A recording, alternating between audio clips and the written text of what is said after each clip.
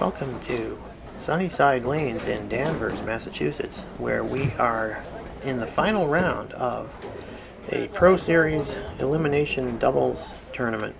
And in this match, the two finalist teams are Lees and Steve Lach on the left lane against Korey Packard and Myrick on the right lane. This is Korey Packard getting it started here.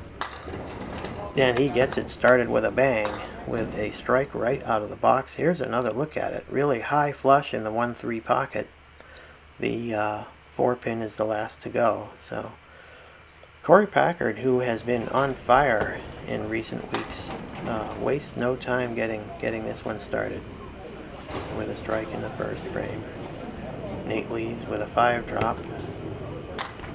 And a nice spare by Nate, trying to keep up with Korey right out of the box. As you'll see, he kicks the head pin off the sidewall to take out the 6-10. So that'll be a spare in the first for Lees. Another nice ball by Korey Packard, really making a run at throwing a double strike right out of the starting gate, leaving the 5 and 8. While Lees with a 6-drop on the spare in the first. He's got the 4 horseman right, 1-3, 6-10. Korey, as I mentioned, he's really been bowling well lately. He's won 3 consecutive events in the Outrun the Bear tournament down at Ryan's in Millis, Massachusetts. And that's not an easy event to win because it draws a strong field. And the way that one works is that it's actually an eliminator tournament, similar in premise to this one here, in that the field is cut in half after each round of the tournament. In this event, the way it works is that everybody goes through 5 strings of qualifying, and after that the field is cut to the top 16 teams for playoffs. And in each round of the playoffs, rather than head-to-head match play, actually the whole field, the 16 teams bowl for score, and the top half of the field moves on in each round. So it's a round of 16, 8, 4, and 2, and this is the final round of 2. And there is a spare by Korey Packard. Undoubtedly not exactly how he played it, as he was shooting at that 3, 4, 6, 7, but the 6-pin came off the wall and got the 4-7 to record a spare in the third. Let's take another look at this. As you see, he hits very full on the 3-pin, and it kicks the 6 off the wall, slides over into the 4, and after a fashion, it finally topples the 7, as you see here. So that's 2 marks in the first 3 frames for Korey. And that's a 9-drop, almost another strike. My partner and I were just to the right of Korey and Rich in the qualifying round, and they were really bowling quite consistently and well all day. They had a big 4th string, which brought them well inside the qualifying field. So that was not a surprise that they made their way all through the playoffs to the final round. Korey missing that 5-pin. He has not missed a lot of shots today, not a lot of routine spares, but in this case he goes by that 5-pin twice for a $9. Lees will have an 8. Korey bowls out of the Central Mass area. I think he actually bowls out of Colonial in Worcester, Massachusetts, which is a house that's been around a long time. It's the only remaining candlepin bowling house in Worcester, which of course was the birthplace of candlepin bowling back in the late 19th century. It's kind of a shame that there aren't any other candlepin houses in Worcester, but Colonial is still in operation on Mill Street. And Korey with a nice try on that 5, 7, 8, but that's really a difficult spare to make when you don't have any wood to work with, so I'll just be trying to make a 10 out of this. And it will be a 9. Nate Lees with a 9, and Nate and Korey will turn it over to Steve Lach and Rich Myrick. As you can see, the names are backwards on the scoreboard on the graphic that I put up. That's actually Nate Lees with 52 and Korey Packard with 66. As Rich Myrick picks up on the right lane, lane 22 here at Sunnyside.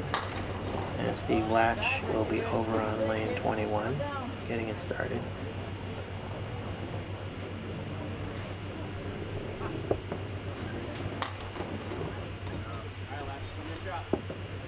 Rich Myrick with a spare.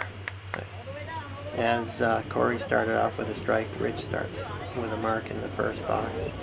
Good way to get started. Converting that 1-3-6-9 spare. Steve Lach goes by the headpin, so he'll be open in his first box. And he will conclude with, it'll be an 8 box.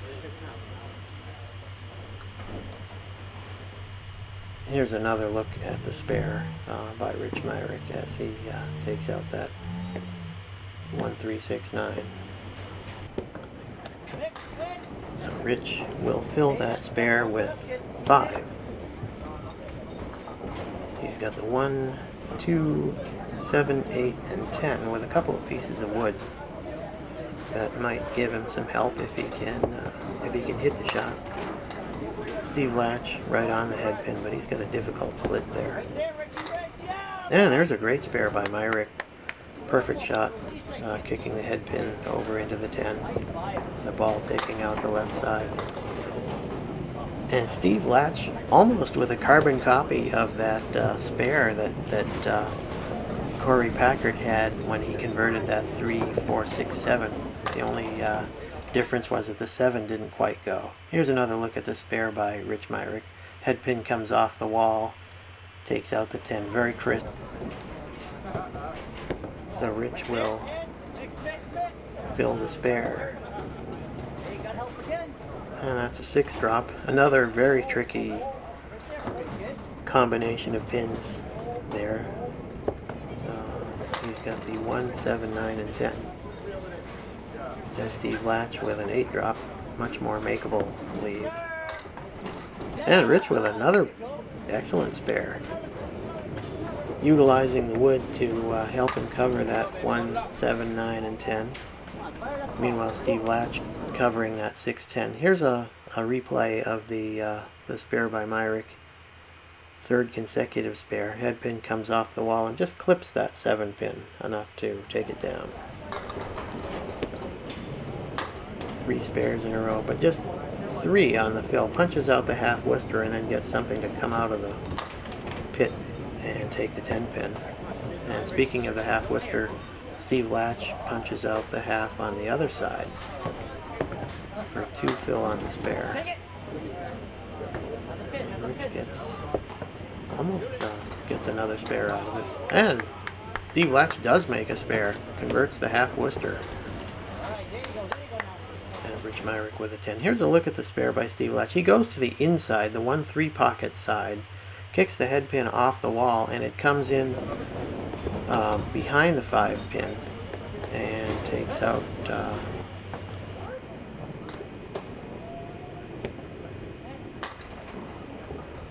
Rich Myrick, again missing the head pin to the right, leaving the 1, 4, and 7. Steve Lach with an 8 drop, 8 fill on the spare, leaving the 3 and 5 2-pinner. Myrick with another spare. Really, he and Korey are really, that's what they've been doing all day, pretty much. Really having an excellent day. As Steve Lach finishes up his first half, we will have a look at the scoreboard. You can see that Korey Packard and Rich Myrick are leading by 21 pins plus the spare fill that Myrick will have when he comes back up for his second half. So for now, Nate Lees and Korey Packard will come back to finish their strings. Korey with an 8 drop, and that spinning wood that doesn't really end up in a very favorable position there for that 5-7. I'm sure he's going to try to use it, but it's not going to be an easy shot by any means. Let's see what he can do with this. And he gives it an excellent try, but is not able to get the 7 pin, so he'll be open in the 6th. Nate Lees, meanwhile, with a spare, converted that wide split. I think that was the 4 and 10. A couple of pieces of wood that helped him convert that. As Korey Packard takes care of the 7 pin for a 10 box in the 6th.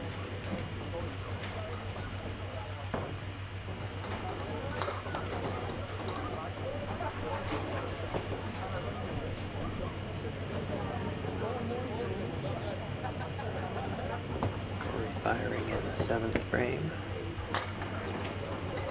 Goes by the head pin to the left. He has the 1, 7, 8, and 10. With a couple of, I don't know, about 2 or 3 pieces of wood, so he might be able to convert this if he can hit the head pin on really either side. There might be a way to do it. It's a little hard to tell from here, because I'm looking at the same feed that you are, so it's a little tough to tell. And he gave it a nice bid there, but again the 7 pin foiled him. Nate Lees right on the head pin, but not able to convert that 5 drop, so he'll still have 3 pins remaining, the 6, 8, and 10. Korey Packard with a 9 box in the 7th. Nate Lees has a loose piece of dead wood that is going to need to be removed. Nick Norcross goes down to get that wood out of there. If it doesn't roll back onto the pin deck, and it's not going to, so he'll take it out. Ralph Stewart is not in the house, so that's why Nick is taking care of the dead wood duty. And that'll be an 8 box for Nate Lees. Korey Packard with a strike. Kind of a light mixer. The light hits have really been working well today, it seems like, for everyone here at Sunnyside. And there's a nice light hit in the 1-2 pocket by Nate Lees. Very similar hit to the one that Korey had. He just didn't quite cover, didn't carry all 10, but it carried well for him. The light hits have been working well. Korey with a strike in the 8th. Nate with a 9 box. Korey will add to the lead that he and Rich enjoy over Nate and Steve Lach. Korey drops 8 on the first ball. He's got the 3-6. Pretty routine spare, but of course in candlepin bowling a routine spare is certainly not automatic. It's just one that you expect to make a run at. And doesn't quite go. He was a little bit thin on that 3 pin. Kicks it around the 6. Doesn't take the 6. Nate Lees, meanwhile, with a nice attempt on that bucket +1, diamond +1 if you prefer. Got the diamond, but the 7 pin didn't go. And it'll be a 9 box for each bowler. As they come into the last frame. And Korey with another nice ball. Another light 1-3 pocket hit. And he's got an 8 drop. 5 and 8 with some wood in front of it. Looks like it's in pretty good shape. Hard to tell exactly how far out it is, but I think he can cover that. And he does. It was just right in front of the 5 pin. So, no problem. He'll have 1 ball to go to fill up that spare. He's got 123 with 1 ball remaining. Nate Lees with a nice bid on that 4-6-10 split. He really tried to use the wood to cover all 3, and he took out the 6-10, but not the 4. And I think that last ball went into the gutter, so that'll be a 9 box and a 102 to conclude. Korey Packard with a light hit 9, and it's going to be 10. And once again, the light hits are really getting the job done. And that's a 133 game for Korey Packard, as you'll see. So at this point, Korey Packard and Rich Myrick lead by 38 pins, plus the spare fill that Rich Myrick is going to add right now. So Steve Lach has a big hill to climb. Not going to be easy at all, the way Rich has been bowling today. So that adds 5, making it a 40, I think it's a 43 pin lead at this point. Let's see what he can do with this 5 drop. He's been making everything. You almost expect everything to go at this point, and he gives it a good run there. A little bit too light. Doesn't cover the 10, but he will do it on the 3rd ball for a 10 box. Steve Lach also with 10.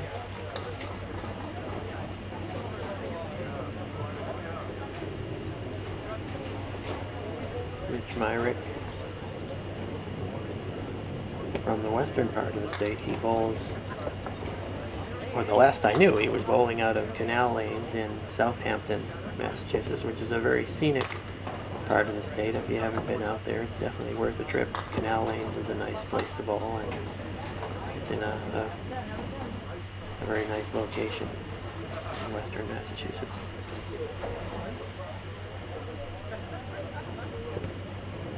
Steve Lach with a nice bid on that split, but not able to cover it. Rich Myrick with the 9, and at this point he's just trying to fill frames and sort of run out the clock on Steve Lach with that big lead.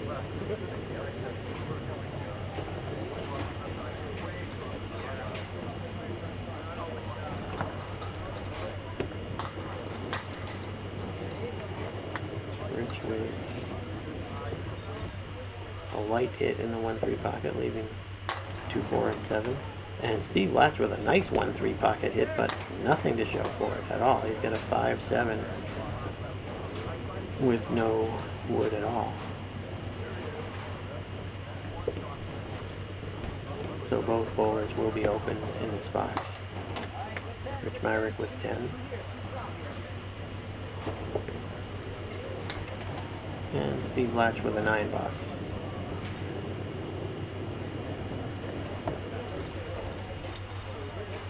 Both of these guys are undoubtedly well known to you if you follow the Pro Series regularly. And Rich Myrick also was a regular on the Western New England Tour.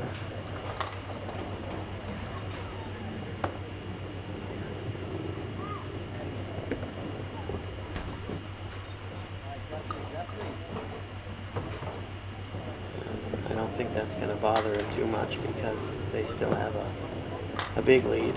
So that'll be an 8 box for Rich.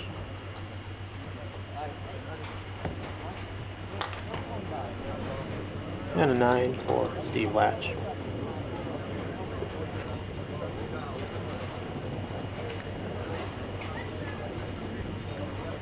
As we come to the end of this match, this is the second event of the 2017-2018 Pro Series season.